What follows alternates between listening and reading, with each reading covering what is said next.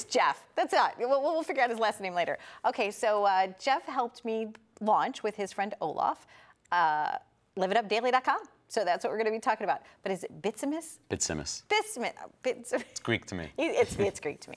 All right, so without your last name, you're just Jeff. So Jeff, now from liveitupdaily.com, tell us about that website and why we feel like it's important for our community. We're really excited because we're living in a time where there's a convergence of technology and old school business, and we're helping people to leverage the power of social networking and drive business exponentially. So we're hoping to do the same with Live It Up Daily. And liveitupdaily.com, we decided it would be a fun way, because we have the official website, but we thought this website would be a fun way for people to tell us how they live it up, to post their own videos, to post their own pictures. And I know you're quite the adventurer. Tell us about your scuba diving days and your craziness and your skiing. And I've been fortunate enough to travel around the world for many years, both before I was married and with my wife, which is even more fun. Skied in many exotic places, and that's my first love, is skiing. And some of my adventures took place in Zermatt, Switzerland, some exciting skiing with the guys, and both with my spouse. She doesn't go on the crazier stuff that I do, but you know, I'm into the quadruple diamond things. Right. Exactly, you know, jumping off of cliffs and, you know, coming out alive. And Olaf is my business partner and my ski partner, and the two of us have gone through some great adventures. We actually skied one time the backside of Aspen Mountain back in '94, and we were on what they call a backcountry powder tour. It had just snowed, about 1.5 feet of snow, and it was a beautiful sunny spring day.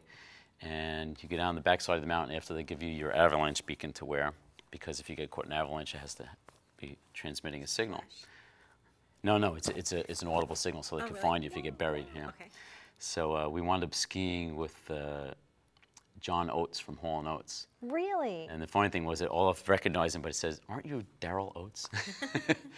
But we skied with some top-notch skiers that day, and I think we skied for about 15 runs, which our tour guide said was phenomenal, because usually people get, you know, bogged down, and it was just a lot of fun.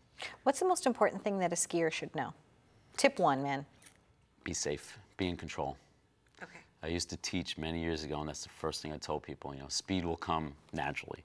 Be in control, because you could kill yourself if you don't do it right. So take advantage of the bunny hills when they teach you, or the free lessons, and work your way up. There's no rush to learning how to be an avid skier. It's fun at every level.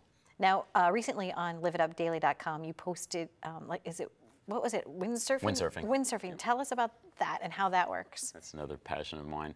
Well, I've been doing that for about 20 years with a bunch of buddies. We take a yearly trip down to Cape Hatteras, the Outer Banks of North Carolina. It's a haven for windsurfers and kiteboarders now, too.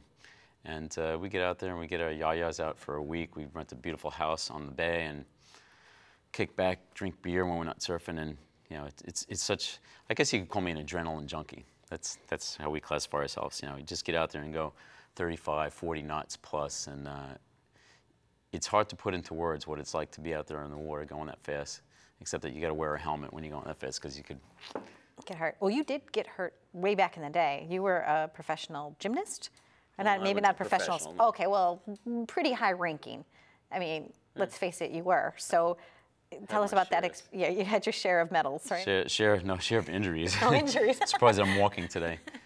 Well, I guess it came natural to me for some reason when I was a young kid, just tumbling and stuff, and I progressed and worked out, and I enjoyed the physical aspect of it, but it really taught me to focus, and I enjoyed the competitiveness, and it's a different sport, because other than baseball, football, you know, the typical sports that you play as a kid, you really have to be in tune with your body and be in shape and be focused and driven. And there were several times I remember falling on my head during workouts and almost breaking my neck. So I look at the kids and the stuff they're doing today, and it blows you away. I mean, they're really doing some really dangerous stunts. So I have a great admiration, respect, right? A little bit of envy, a little bit of, I get it. I appreciate you like letting us do a little profile on you today about different ways that you live it up. And I know you're going to be back on again because I love talking to you about your travel also. That's fun. But basically this is it. So what we did is we created liveitupdaily.com for people to share their awesome, incredible experiences with us. So if you're sitting there and you're doing something really fun in life and you said, oh, this is the way I live it up, we would love for you to post your pictures, your videos, your ideas, your blogs, everything essentially about you and about the way that you live it up. And that's how we'll interact with the television show because we created this particular website just for you. So send us your information, liveitupdaily.com, liveitupdaily.com. A little different than liveituptvshow.com, which is the official website where we post the studio segments. Liveitupdaily.com is a playground for you.